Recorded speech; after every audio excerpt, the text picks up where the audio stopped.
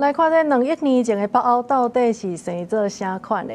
在瑞典呢，有一個專家，這幾冬來是大量來收集一寡石頭、甲食物，甚至是花粉等等，運用這 AI 的技術，也閣有動畫呢，來重建侏羅紀世界。研究人員佇岩泉採樣烏化石，這是瑞典南部2億冬前，這嘛是一片樹林發甲密的侏羅紀世界。I'm interested in what forests there were during the Jurassic. So when I see a pollen grain, I actually see the tree. I can see the tree and the ecosystem in front of me.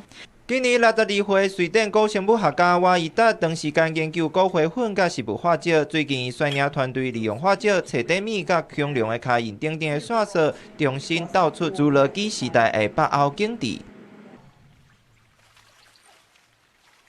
這個正真的恐龍漫遊佇正黃的樹叢內，團隊將珍貴的化石細節一隻一隻甲詳細畫出來，擱再結合 AI 的動畫技術，成功讓消失的古世界佇2億年後擱再活過來。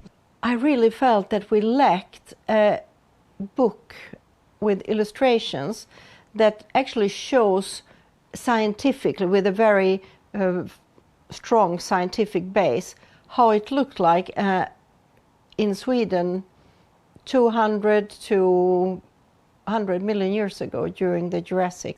瓦伊達表示，迄當陣北歐並無冰雪，顛倒是燒落，但是瑞典的土骹無花蕊開，捕食者走過來走過去。So this was really the time of the dinosaurs. So we had the plants were mainly conifers.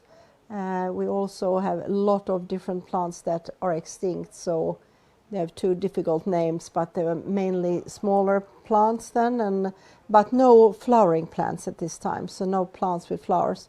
So it was a very different ecosystem, but also, cycads, for example. And the dominating animals were amphibians, but also dinosaurs. 瓦伊達指出，重建古生態唔但為着滿足人類對恐龍的好奇，閣會使幫助理解氣候變遷甲生物多樣性如何隨時間來改變。為恐龍的腳跡到古花粉，科學家當咧試用化石碎片，甲地球膨脹的歷史找倒轉來，才會帶點土地數億年的線索，嘛互人類有機會重新看到地球生命到底是安怎一路行到這。公視新聞林義築編譯。